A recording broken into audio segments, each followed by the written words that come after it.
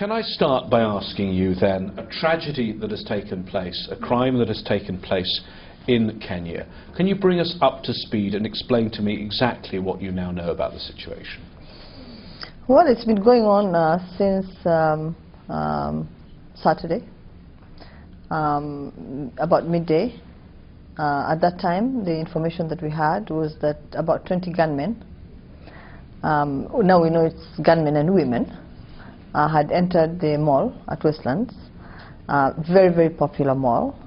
Popular with young people, popular with the mothers, you know, who bring their children there for breakfast on Saturdays, you know, give them a treat there. It's really one place that I probably would have been if I was at home on Saturday. So it is not surprising that there were so many people in the mall at that time of the day. It just is always like that. You might have been there. I know you've been speaking to your president. He had relatives there. Yes, yes, and so did many other people. So did many other people. Yeah, in fact, the president lost, you know, a relative. In fact, two relatives in there. So yes, I think it has touched everybody, not just in Kenya, but I think across the world.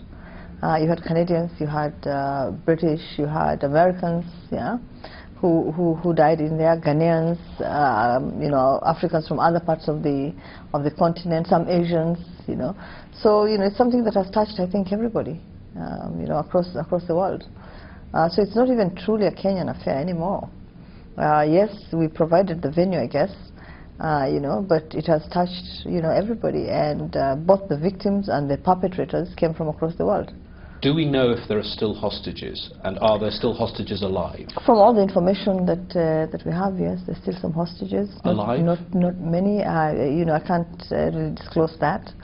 But there's some hostages in there that are some alive, some others not. But obviously, if they're being held, you know, by those evil men and women, they must be holding them as human shields, right?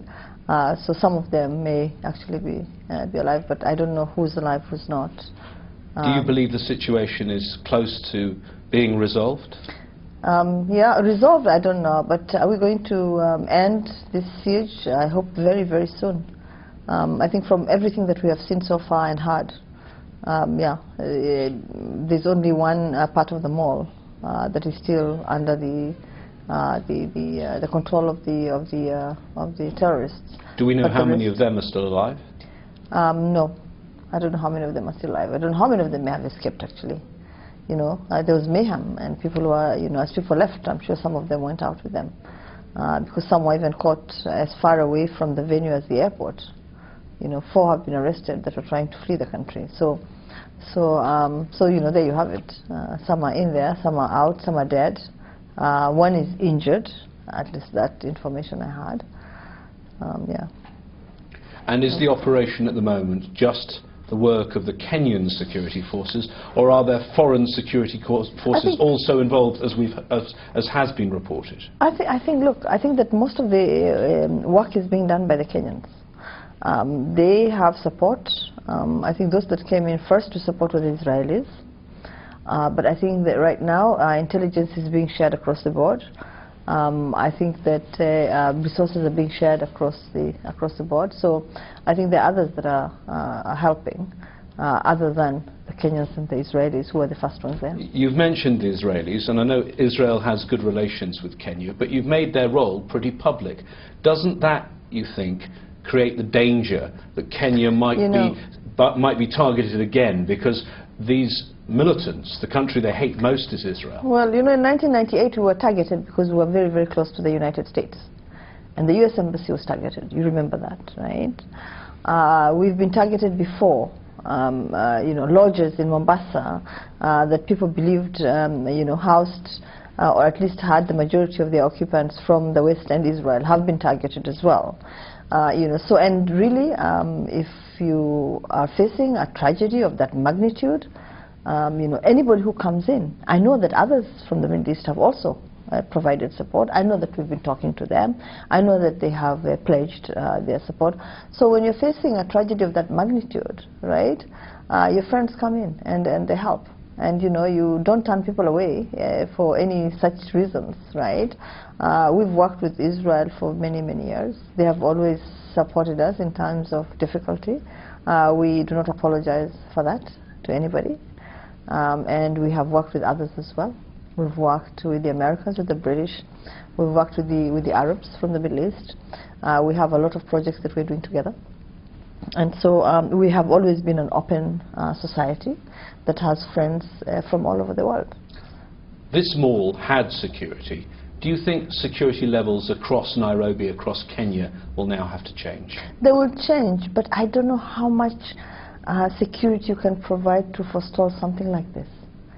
I mean, they came in with their guns blazing. They killed as they walked in. It doesn't matter what you had there. They would have still inflicted maximum damage. I have no doubt in my mind that that would be the case, even if we had hundreds of additional security so that is actually a new phase of terrorism that we're seeing, and we better be prepared for it.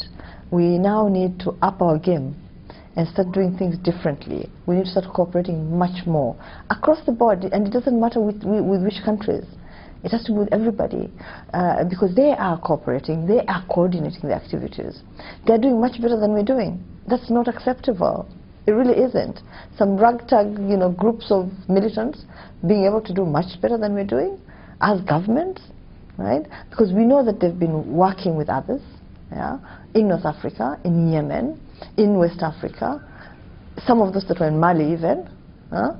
How is it possible that they can be better coordinated, that they can share information better, share assets better, share resources better, train each other, right? And we can't do that better than them, faster than them, right? We must stay ahead of the curve, right, in this war against terrorism. It's going to affect all of us. Today it's Kenya. In fact, as it happened in Kenya, it happened in Mogadishu, it happened in Pakistan, it happened in Iraq, it happened in other parts of the world as well. So basically we're all in this together, and we need to just put all the capabilities and the capacities and the resources that we have to fight this. We need to create the mechanisms that we need to fight it, and we need to do whatever needs to be done so that Westgate doesn't happen every day in every other country. You talk about a global fight. Tell us who you think exactly your enemy is. Certainly the al-Shabab spokesman who's been speaking to the media says that they are getting their orders from al-Qaeda. Of course. Of course. This is not just al-Shabab. This is al-Qaeda. The hallmarks of al-Qaeda. The way this thing was planned, the way it was coordinated, I just told you that, I mean, they've been talking to everybody, obviously. If it was just al-Shabab, I don't know how much support they would get, how much training they would get, how much resources would be provided to them. This is definitely al-Qaeda. It was led by somebody not from Somalia. It wasn't led by anybody from Kenya, for that matter. It was led by somebody from another part of the world. So basically, we need to understand that. And giving them a different name doesn't actually help. I think we need to just call them by their name, the name that they acquired since 9/11. And continue to fight them in that way, because as soon as you start talking about al-Shabaab or Boko Haram, then you assign these groups to different parts of the world, and they're no longer part of the whole, right? And in that way they will always be ahead of us. But as soon as we all agree, al-Qaeda, no other names, whether they're operating in Nigeria or in Mali or in Somalia, yeah, we're going to fight them relentlessly with the same level of force, right, with the same amount of resources. We are going to do what needs to be done to fight them. Then we'll be able to deal with them. What about the grievances that the al-Shabab spokesman has been citing? Your involvement, Kenya's involvement in Somalia, the mistreatment they say of Somali refugees. What do you say to those points? They are not the spokesman for Somalia. Somalia has an elected government. It's that government that invited us in. We have been there with the blessings of the government. We are part of an African Union mission. Initially, when we went in because our security and economic interests were threatened. They were walking into our country. They were killing both Kenyans and foreigners. They were taking Kenyan tourists who had come to enjoy the beauty of our country, taking them hostage and killing them. Some of them were from the West. Okay, I think you remember those cases. We did not go into Somalia because we thought it was going to be a good adventure for the Kenyan military. It wasn't. We went there to defend ourselves. It was self-defense. Everybody does it, and everybody should do it in the future if they feel threatened. And so we're not moving out. If that's what they intended for this to do, we are not, because we're going to stay in until we feel that Somalia is stable, that it's secure. As far as our borders are concerned, they're much more secure today than they were in 2011 when we walked in. The part of Somalia that we are in is been pacified, it's more secure, it has local authorities, people are going about their business, the port is working, the airport is working. It did not when they were there. They ran that country down to the ground. They could not have done worse. They could not have done worse. Now I think we're seeing the probably the last kicks of a dying horse, and so we need to all get together to make sure that that horse stays down and doesn't get up. Some of those who escaped from the mall tell stories about how they had to prove whether they were Muslim, and those that couldn't prove they were Muslim were then killed. You're not just the foreign minister of Kenya, you happen to be a Kenyan Muslim. Correct. What's your view as a Kenyan Muslim? Well, I obviously do not belong to the same religion as these evil people. That's the first thing I'm going to say. I don't. Because I belong to a faith that preaches peace, it preaches harmony, it preaches tolerance, acceptance. It's a humble religion. I don't belong to that religion that kills indiscriminately, without any excuse, without any reason, for no purpose and no end in sight. I don't belong to that religion that they profess. I am a Muslim. Islam means peace. It brings people together. It doesn't tear people apart. In Kenya, we've practiced Islam for the longest period. We have lived together as brothers and sisters with everybody else. We have intermarried. We pray with each other. We say grace at the table in Arabic or in English. We don't have a problem with each other. And this will unify us much more than ever before. We are not going to be torn apart. Not by terrorists, not by foreign terrorists. We will not accept that. And if you saw the pictures, Kenyans of all shapes, of all colors, of all faiths, queuing up to give blood in support. The chairman, the Secretary General of the Kenya Red Cross, Abbas, is Muslim. He was walking in and out of the mall, bringing people out. One of the first people that we had there was a government officer who was a Muslim who saved over 100 people. So we are a very tolerant society. I think that our morality has never been in question. We have very high moral standards, and we're not going to allow these evil people to come between us and our other compatriots, us and our brothers and sisters, because we all have brothers and sisters who are either Muslim or Christian. You talk about unity. You have a large Somali population in Kenya. Are you at all worried about a backlash against them? You know, we have been here before. We're very resilient, and we don't, like I said, we're not going to allow foreigners to divide us. There are Somalis that are Kenyan nationals. There are Somalis that are refugees in our country. We have protected them over 20 years.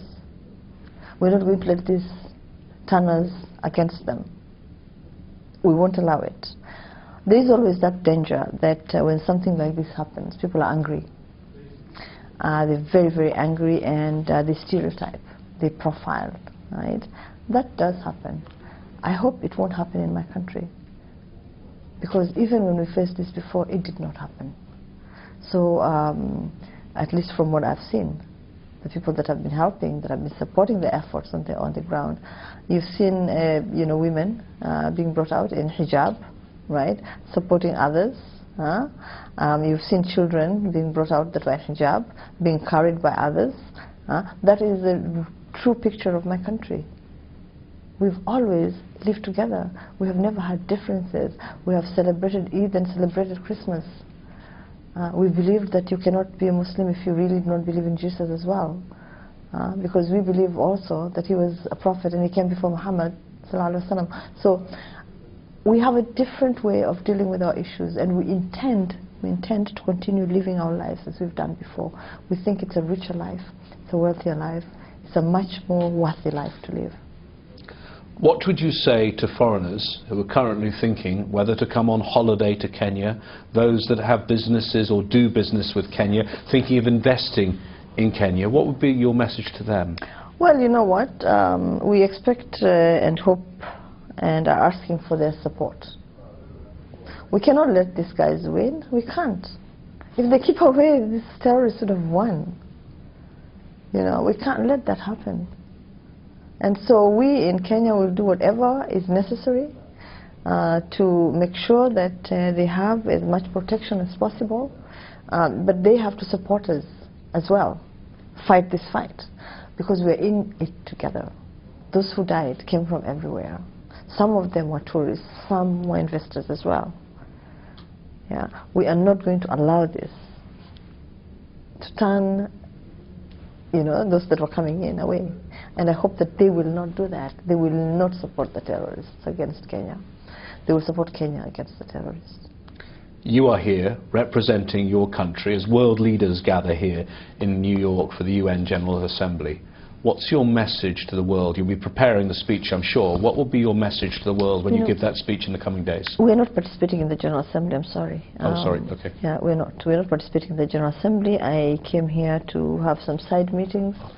I've been having the side meetings. I've just come from a meeting with the East African I'll rephrase the question then, probably sensibly.